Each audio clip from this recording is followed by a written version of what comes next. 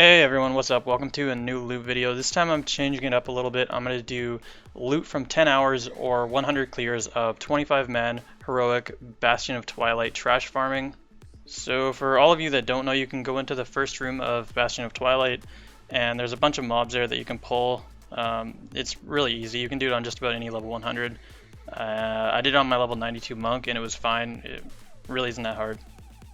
I know this is no crazy out of the box kind of money making method. There's lots of people that do it. It's been a huge thing for a while now. But anyways, the way that it works is you can do 10 instances per hour, and then after that you get a message that says you can't go in anymore and you have to wait till that hour's expired. So the way I tracked this was I bought 10 treasure finding potions, and those give you little lock boxes that have cloth and just random stuff in them. Sometimes has a bit of gold. And yeah, so I would use one, do my 10 instances, and then I would wait for it to expire and then use another one and do it again. Just keep repeating that. Did that 10 times. So it's 10 hours. It's the maximum you can do unless you start changing characters and everything, but I only have one level 100, so that's the way I did it. One thing I do want to mention is that when you are waiting, you can go do stuff. Like for me, I did a bunch of battlegrounds. I'm just trying to grind out some gear, so I did that.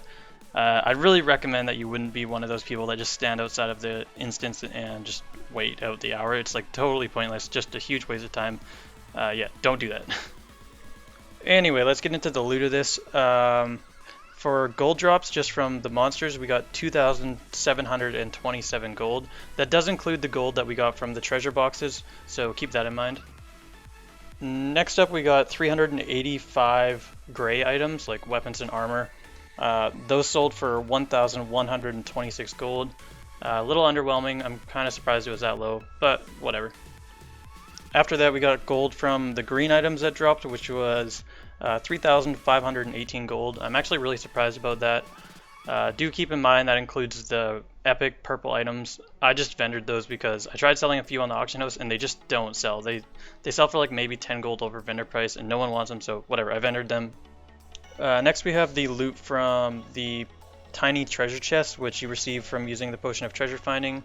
The mobs drop them. I'm guessing everyone knows what they are. Anyways, I'm not going to go over all the loot. You'll see it on screen right now. It was a total of 8,781 gold. But keep in mind that every server differs. I don't know how long this stuff is going to take to sell. I don't know if it's actually going to sell.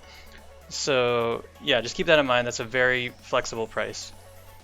Okay, so the final profit from all of this was 16,152 gold.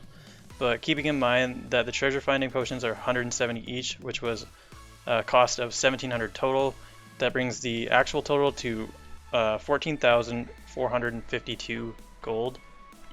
So that's about 1,400 gold per lockout, or per hour, whatever you want to call it. I'm actually fairly surprised with that one though. I really wasn't expecting it to be that much, but then again, keeping in mind, I still have to sell the majority of this stuff. So we may not make quite as much. Okay, so for anyone wondering how I kept track of like how much I made from the grays or how much I made from the greens, I'll show you right now. I made a few different characters. One was called Jet Gray and Jet Greens. Obviously I sent the gray items, I mailed them to the gray character, and then I mailed the green items to the green character, as well as the epic items rather.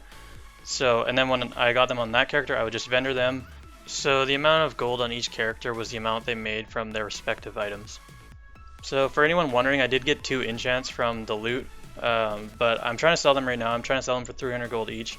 I don't know if they're actually going to sell or not, so I didn't include them in the price check, but there's a potential to add another 600 gold, just so you know.